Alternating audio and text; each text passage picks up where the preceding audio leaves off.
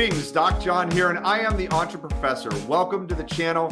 I'm really excited today. I have a founder interview, and in fact, it's more than a founder interview. It's also going to be part of the Entrepreneurial Athlete Series. I have with me sports marketing expert, long experience in the field, Bill Carter, who is the founder of Student Athlete Insights. Bill, welcome to the channel. John, thanks so much. Thanks for having me. Great.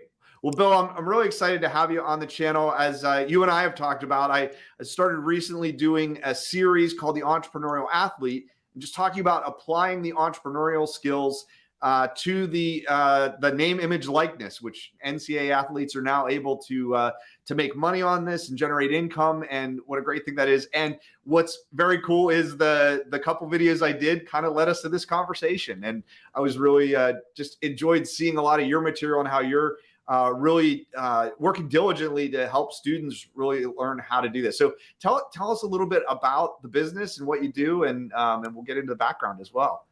Yeah. Again, I appreciate you having me on. It's great to talk to you. So for over 20 years, I owned and operated a sports marketing agency. That agency is still in existence. It's called Fuse. I sold my interest in 2019 to one of my longtime business partners, and that agency is still up and going great. But I really wanted to pursue an interest I had not only in collegiate sports, but working directly with student athletes and working directly with coaches and administrators, including athletic directors. And while I knew that name, image, and likeness legislation was on the horizon, it was really only part of what I had an interest in. It certainly provided me a tremendous sort of boost in the business and in an area in which I can connect more deeply and directly with student athletes. But my interest initially was in pursuing relationships with coaches and athletic directors and helping them from a sort of professional development standpoint understand student athletes at a deeper level.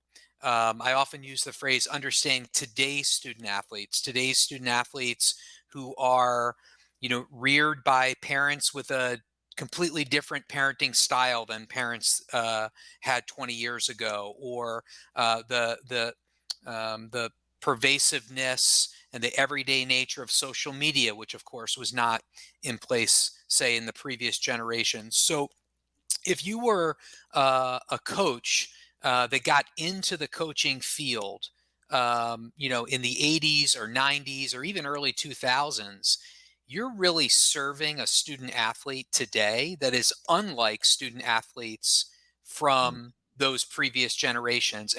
And I really thought there was an opportunity to do the kind of ongoing large-scale survey research that would provide data that I could then serve up to coaches and athletic administrators, mainly in the form of live workshops, but has also sort of morphed into the form of on-demand classes as well. But I believe that there was an opportunity to serve coaches and athletic directors in a way that is really commonplace in the corporate world, where if you're a brand manager for a Fortune 500 company, you're constantly learning about your customers through research, which enables you to develop more, develop products or better marketing, or in some way simply serve your customer in a deeper, better way. And I thought coaches and athletic administrators really should have sort of those same resources at their fingertips. And that's really initially what pushed me and piqued my interest in developing the business that I developed. Yeah, that's really interesting. And what I hear there is, and when I think of business models, I hear you talking about two different customer segments that are very much interrelated: the student athlete, and as you say, like the student athlete of today, and just some of the changes there, and but also the coaches and the faculty administrators that are working with those athletes. How would you differentiate the value proposition for each of those segments for the students and then also for the administrative and faculty or coaches? Yeah, and I'll answer that first part of the question. I'll even add on a third customer, which the NCAA refers to as professional service providers. So those could be agents, lawyers, tax advisors, financial advisors, and so forth. Those who can now participate and be connected to student athletes through the new NIL legislation. So I'm really serving three communities that have a sort of intersection within collegiate athletics, if not specifically name, image, and likeness. But I think the value proposition is, as you are indicating, is different for each of the three customers. I think for the student athletes, where my education and services are really wholly focused on name, image, and likeness, it's about providing them tools, resources, an education platform that enables them to profit from name, image, likeness, if that's their goal. And I mean that in the literal sense, to create a scenario in which they are enabling themselves to earn money through promoting their own name, image, and likeness. I think for coaches and administrators, some of it is providing resources to help those they are serving, student athletes. So they're sort of the buyer, but they're not the user of the thing that I'm selling. And then in terms of the professional service providers, it is really about business growth, right? So if say you're a financial advisor, and there's this new community of potential prospects to you of, say, 550,000 student athletes. Uh, that's a sizable community that you never had access to before. So by learning about NIL rules, how student athletes are focused on things like personal branding and financial literacy, and the entrepreneurship piece, which I know you have a real interest in, the entrepreneurship piece, which can be way beyond the simple or traditional, rather, product endorsements that professional athletes have been able to involve themselves in. It can be everything from private instruction or social media, personal appearances, memorabilia, those sorts of things. So by educating that financial advisor or other professional service provider about what NIL really is, Yeah. they are enabled to go pitch their services framed in a way that makes sense for a student athlete and her family. That's excellent. So, yeah, talk a little bit about that, and obviously not giving away the secret sauce, but what are some of the key things that you really help student athletes to learn about, focus on, to do to be effective? Yeah, it's a good question. So, everybody's got a little bit of a different take on this. What I think are the priorities are informed by my professional experience as a sports marketer for over 20 years. So I really go towards the marketing, the promotion, the branding, the positioning. And there are others who do work that may be similar to mine, that have a legal expertise or a compliance expertise, and they may therefore go in that direction. I mean, I say this half jokingly to you, John. We know each other well enough. You know that I'm joking when I say this. I think mine is best because it has the most potential long-term effect on the student athlete. So when I talk a lot about name, image, likeness for all student athletes, and I really mean that, in that I care very much that a high-level D1 athlete who may play football or basketball is enabled to land a product endorsement deal. I think that's great. They deserve it. They've worked hard. But I genuinely mean it when I say I care just as much about a D3 football player at Hobart College who is in the business or has created a business around private instruction of, kicking, long snapping, blocking, whatever it is. I mean, Yeah. I love those stories as much as I love reading a story about a D1 football player getting the product endorsement. So much of what my secret sauce is preparing all student athletes to do any of that, but also to focus on the personal branding that will enable you to either land an NIL deal, or if you don't have any interest in that or are not successful, it's the kind of personal branding that you and I,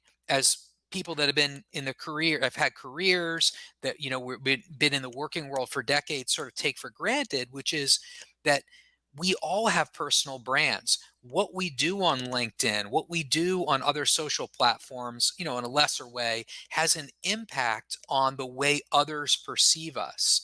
And so a lot of what I focus on is the personal branding and the positioning and the value proposition that you'll bring to others based on how you're positioning yourself, and that feeding into the entrepreneurial aspect. Yeah. Well, talk a little bit about competition and differentiation. I think you said 550,000 student athletes. That's active at any given time? Is Yeah. that what you're referring to? Right. Yeah. So that's NCAA athletes at all three divisions, Division One, Two, and Three, and that includes about 70 or 80,000 NAIA athletes from NAIA institutions. So yeah, that's the size of the marketplace. What I always remind people is, from a brand perspective, and I'm not talking about the local, cafe down the street. I'm talking about, the Gatorade, Pepsi, Amazon, Fords of the world. So Fortune 500 brand that participates in the sports marketplace as a sponsor, as an athlete sponsor. Maybe they do grassroots programming. They buy sports media on television. Um, from that perspective, NIL is really just an expansion of an existing marketplace. That's all it is. The Yeah. prior marketplace, prior to July 1st of this year, included about 10,000 sponsorable athletes, all professional athletes in the team sports, professional athletes in individual sports like skiing and surfing and skateboarding and mountain biking and other sports, right? But it was a relatively small marketplace. It had about 10,000 athletes. Mhm. But I like to remind people, John, that like that marketplace was big enough for many brands to do a lot of athlete marketing.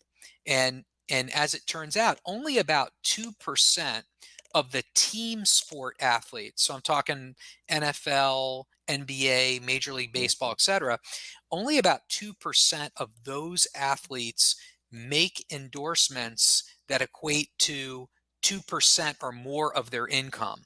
And Wow. so, it was already sort of a viable marketplace Yeah. for those brands to participate. And then all of a sudden, July 1st happens, and that goes from 10,000 to 560,000, right? Because we've Yeah. added all the college athletes in there. And so now it's an interesting marketplace. You're going to have some brands that are just beginning to get involved, where they're choosing to participate in collegiate athletics through these student athletes because they really like what the student athlete represents. But it's a crowded field, which makes the emphasis on the personal branding side, I think, even more important. If your personal brand is not developed, you're going to have a really hard time getting the attention of not only, whether it's a Fortune 500 brand or the local cafe down the street. It's going to be Yeah. very difficult to break through if brands don't know who you are, and you haven't shaped that in a really clear way.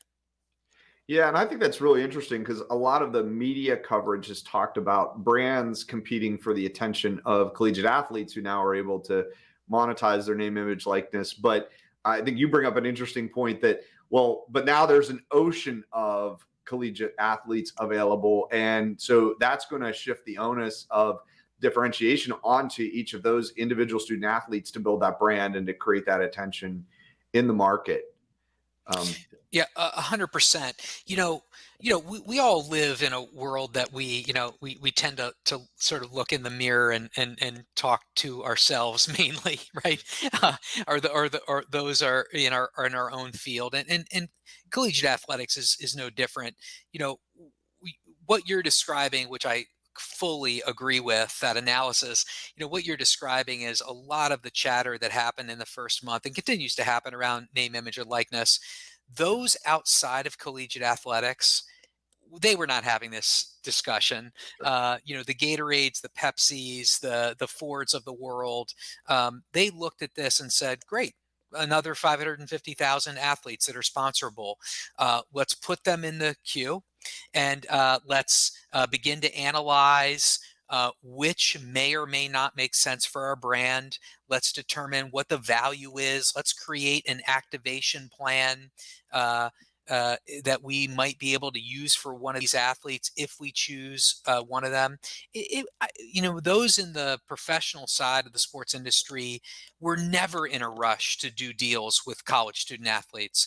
And by the way, if that has proven out, and it's not some genius thing I just said. That's proven out by the fact that if you really look at it statistically, very, very few deals have been done by the major brands that also participate elsewhere in sports. Yeah, that's interesting. That is really interesting. So, talk a little bit about, we have these three different customer segments, and they each have their value proposition. How do you engage with the three of them? How do you deliver your service or your offering to them?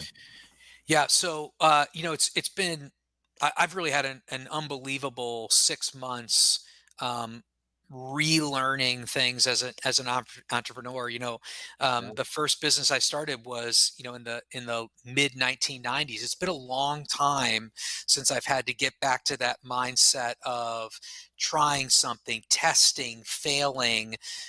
I hate to use the word pivot, but pivot just a little bit, retest, retry, fail again, and keep doing that over and over until you learn more about each customer, till you learn more about what each finds valuable, to shape the product, not to throw it away, but to reshape it just a little bit until you find those things that work. So the last 6 months have been like, and I'm not saying this in any sort of phony way. It's been like invigorating to have to start over and relearn a lot of those things that you sort of you don't have to think about when you get a business that's up and running and successful for a while.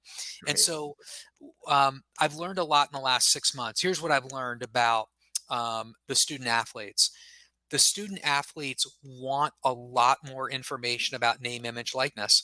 They're not on a mass scale being educated by their institutions. I think their institutions are uh, still trying to get their arms around what they actually need to educate their student athletes on and how they're going to do that, and it's not occurred at a mass scale. So I think there's a real thirst by student athletes to learn more.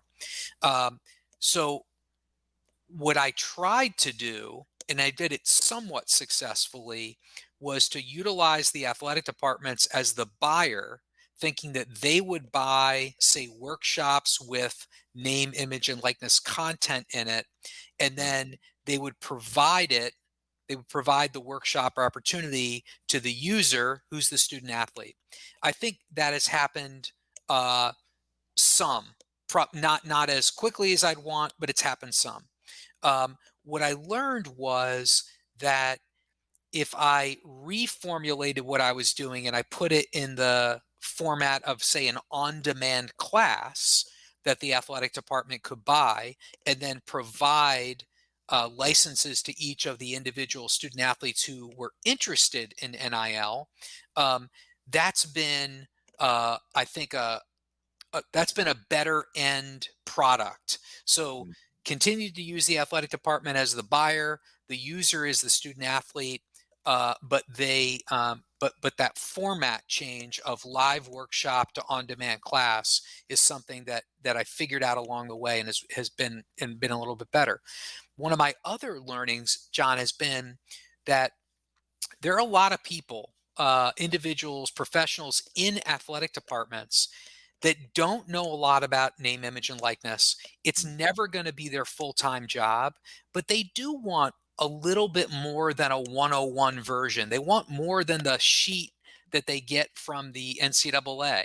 They want to go a little bit deeper. They want to be able to answer questions, say, while they're on the recruiting trail, and a prospect says to them, you know, their wants their opinion about name, image, likeness, wants their understanding about what student athletes on that coach's team might be doing in the NIL space.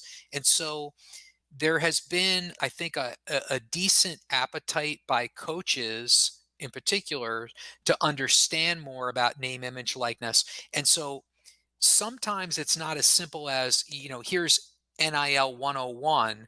Sometimes what I've found is what they really want is name, image, and likeness in the context and in within the set of challenges that they're really facing. So I'll give you an example. This week I'm doing. It's actually tomorrow. I should be more prepared. I should know that off the tip of my tongue.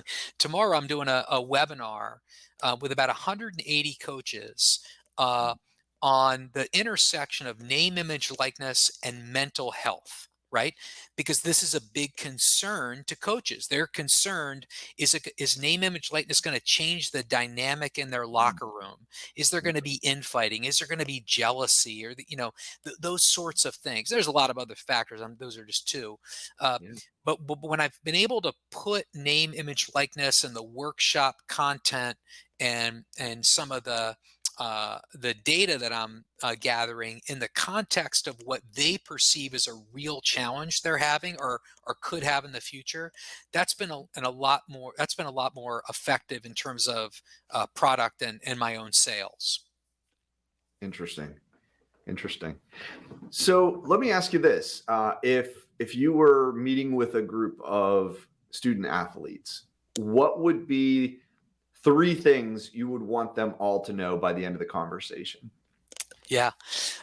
So the first thing I'd say is you don't have to be a rules expert.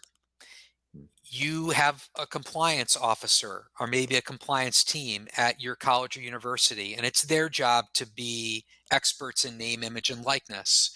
Um, there are some things that will come out um, in your path on NIL that you're going to have questions about. You're going to have questions about whether you can do a photo shoot in your team jersey. You don't have to remember all the answers to these things.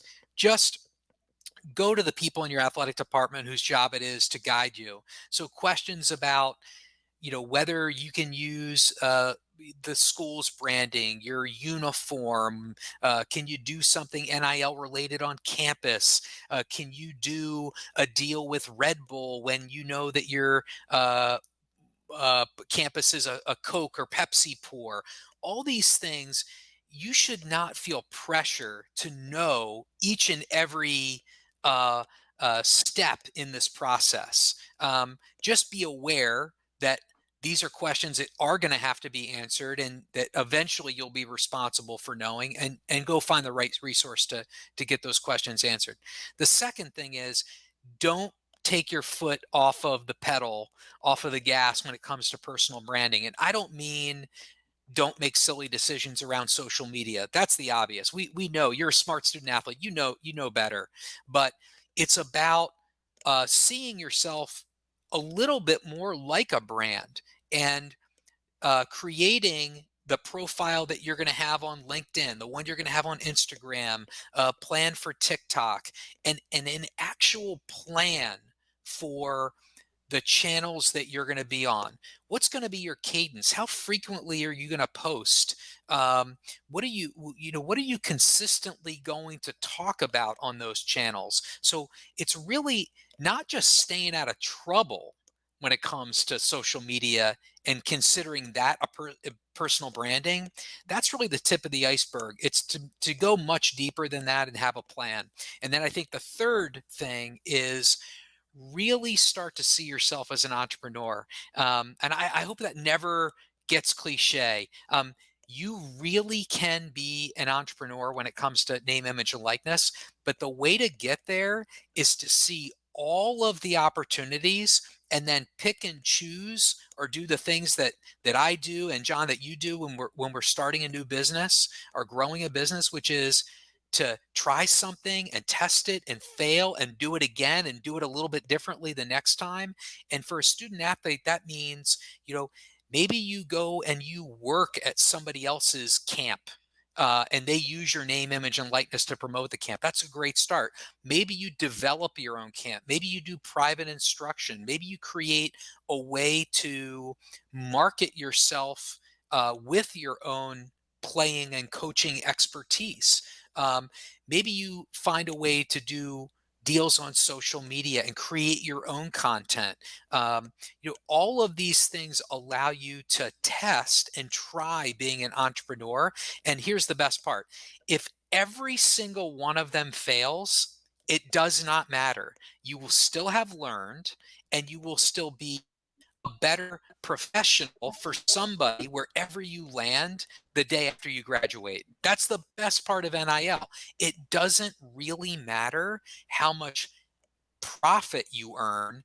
The I think that the best part of this is what you're going to learn between now and the time you graduate and how you can put those tools to use once you leave your institution. Excellent. And that's really helpful. And I think that's something that will resonate any student athlete that is really trying to get their arms around this right now. Those are the kinds of things that can really help to really guide that effort. And of course, I love the way you've really connected this to the entrepreneurial process and that iterative approach of trying things out. Fail fast, fail quick, fail cheap, as I like to say. Try something out, see if it works, build on that. As Eric Reese from Lean Startup would say, pivot or persevere. I heard you using that language as well. I love seeing that connection. So this is great.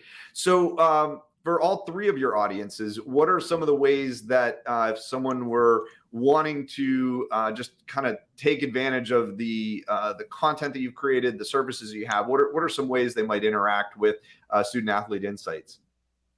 Yeah, so for the student athletes directly, there's sort of two ways. I think the easiest way is to engage with our NIL on-demand class, which is easily found at our website, which is called studentathleteinsights.com. The NIL on-demand class is about 90 minutes. It's chopped up into 3 modules, about 15 individual classes. There's worksheets and slides and tools that you can download as well. And for some student athletes, I hope they're lucky enough to be at an institution that the institution has hired us to come in and do a live workshop as well. That's a great tool. For the institution, specifically the coaches and the athletic directors, we're still mainly doing those live workshops. Some of the workshops are about name, image, likeness, which I know has been a lot of what we talked about today, but some of the live workshops are, about leadership, social media, parenting styles, all the things that sort of impact the culture of a collegiate athletic team. And some of our workshops are about that. And then the third piece, which is, again, the professional service providers, it's a little bit of a mix of both. We do a lot of workshops for professional service providers where we're talking about student athletes, where we're talking about colleges and universities, and name, image, and likeness, and hopefully providing them tools to help grow their businesses and become more connected to collegiate athletics. And those are, again, in the form of workshops mainly as well.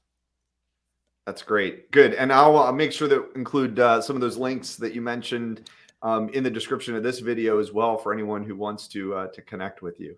Great. So Thank you. Yeah, Bill, this has been great. Thanks so much for joining today, and just for hearing about both your business, but also there's almost like two cycles or two layers here, where we're hearing about your business as you're getting it started, but for all those that are student athletes that are really starting to become entrepreneurial athletes, just hearing about some of the ways that you are supporting athletes and doing that, and your guidance along the way. So this is really great. Thanks again for being here. Yeah, thanks so much for having me, John. Great. Well, Bill, for you and for all the entrepreneurial athletes watching, I'll say what I always like to say to entrepreneurs: let's keep going.